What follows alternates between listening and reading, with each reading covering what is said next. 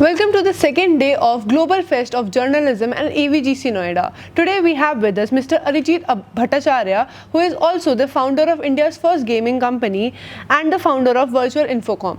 Welcome, sir. Thank you. So my first question would be, how was the event? You gave us such an interactive session with the students and it was very fun. So how was the event for you? Well, I really enjoyed it and I got the vibration from the students, so totally enjoyed it. And sir, you had an interactive session and it was about AI and the movies you showed us also. Right. So sir, you showed us a few movies and it was of your own YouTube channel. So anything insightful information about what you are doing next on your next project? Sure. So I'll give you a rough idea how everything started in Virtual Infocom and what we are doing. Maybe that will connect the dots. Yes. So long back when I used to be young like you, I was 17 when I started my company. It was 1998. My intention was to dig and unearth the science behind our epic and the culture. So the best way I found is making things on games, right?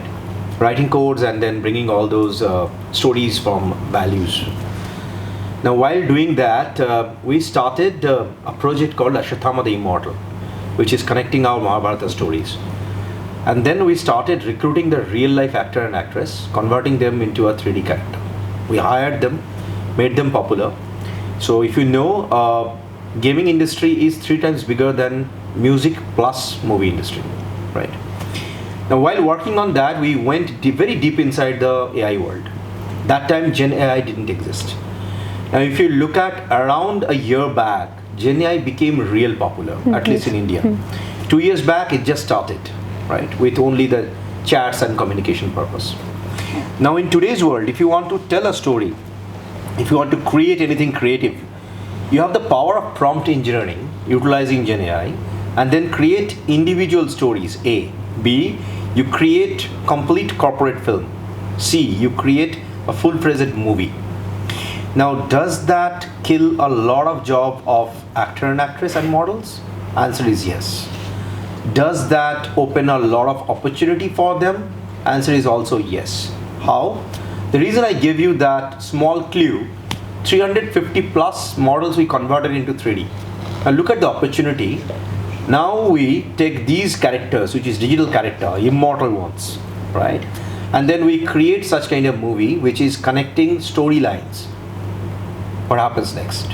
So for a model, now the opportunity is to become a 3D immortal character, be in this flow. Otherwise, to be very honest, because of time, because of lot of complications, the traditional way of making things is going to die. Yes. Right? That's true. So if we look at, and coming back to your question, is it going to impact journalism? Answer is yes. Can we have that opportunity and the option to utilize it more?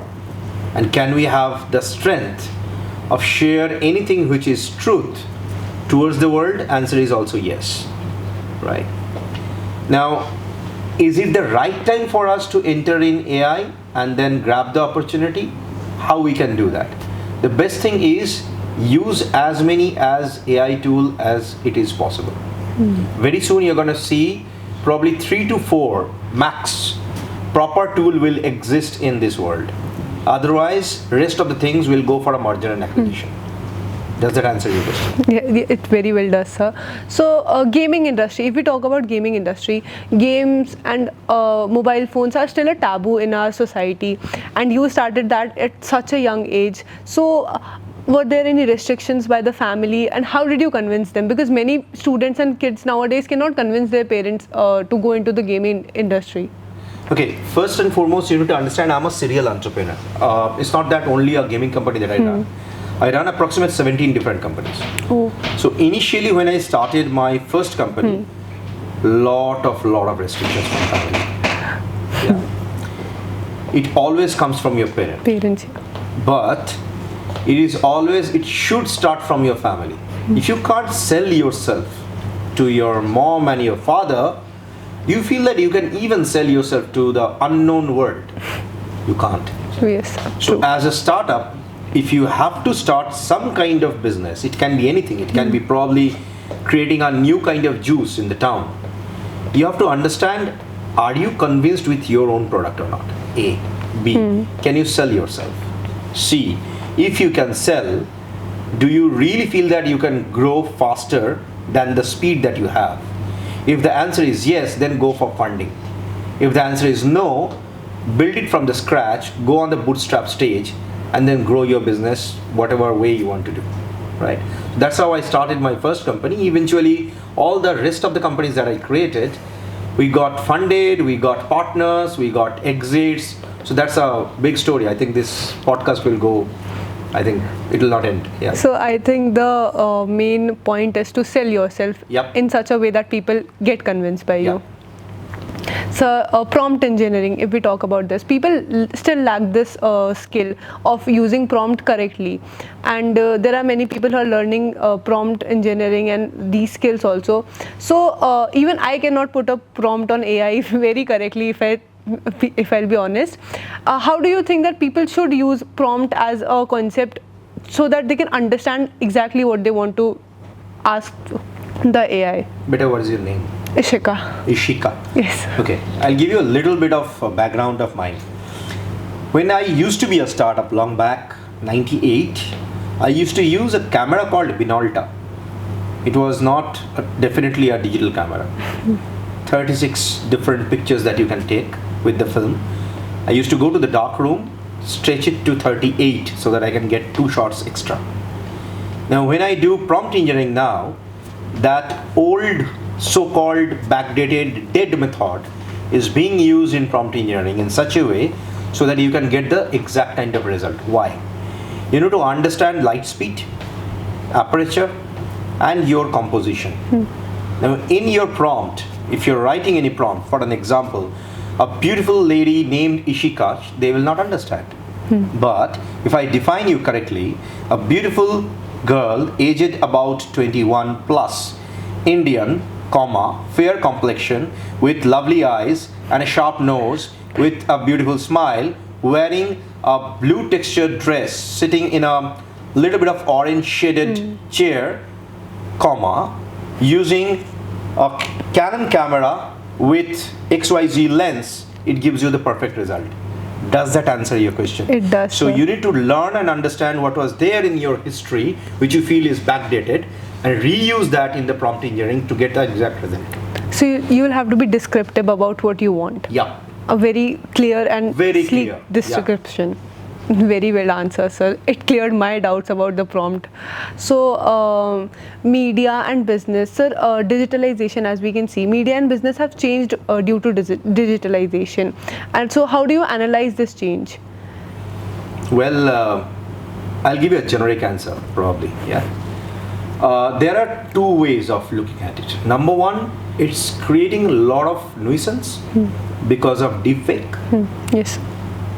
From the normal eyes, you can't differentiate nowadays what is a fake news and what is actual news. Actual news, yeah. Now, the best part is common people don't understand what is media and what is social media, and what is probably just a small tweet. So if you look at the digitization, probably mass education is needed. Number one. Number two, if you look at a factory, I'll go back to maybe industrial solution. Let me diversify this conversation a little bit.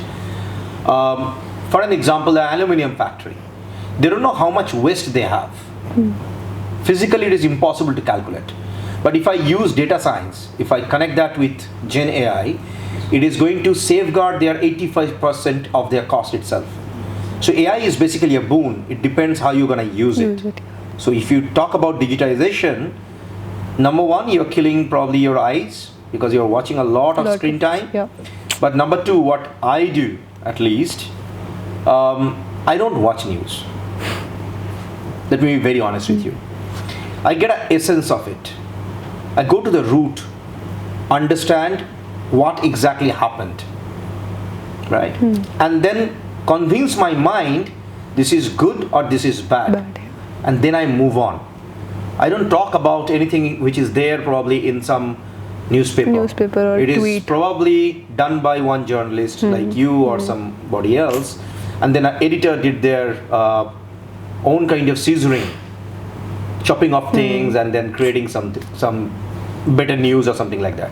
So my humble request, if you are asking a question like digitization in media, people need to understand how to optimize and then probably get the actual news. So sir, with this, whatever you said, the main point is to be, I guess, digitalization is there. So I guess the main point, the true news, the human interesting news are being cut down and being short to their interest so that people can read and just get a point of what is going out there. Okay, I'll simplify it for you. For an example, Reuters, they give something which is pure authentic. For an example, some local newspaper, because of TRP, it might happen that they are creating something which is not very proper. So we need to understand which one to take and which one to not to follow. Sir, it was a very nice conversation with you, but my last question to you would be, you said that you will give us 3 AI tools. So I would like you to answer the 3 AI tools so that people and students get to know about them, because we are using ChatGPT, Bard, Gemini, only that much. Okay. Try and use an AI engine created by Microsoft. Search in your search engine. You will get the first top number. Use that. That's one of the best. Second, try to use Pika Labs, if you have heard about Pika Labs. Third tool which you can use if you are a journalist. Try to use Tor as a browser to get the actual news which is behind a lot of fake news, and that will probably empower you. Thank you so much, sir, for this conversation. It was very insightful, and we hope to see you again at Mawa Studios. Pleasure every time. For more such updates, keep watching AAFT 24/7 Noida.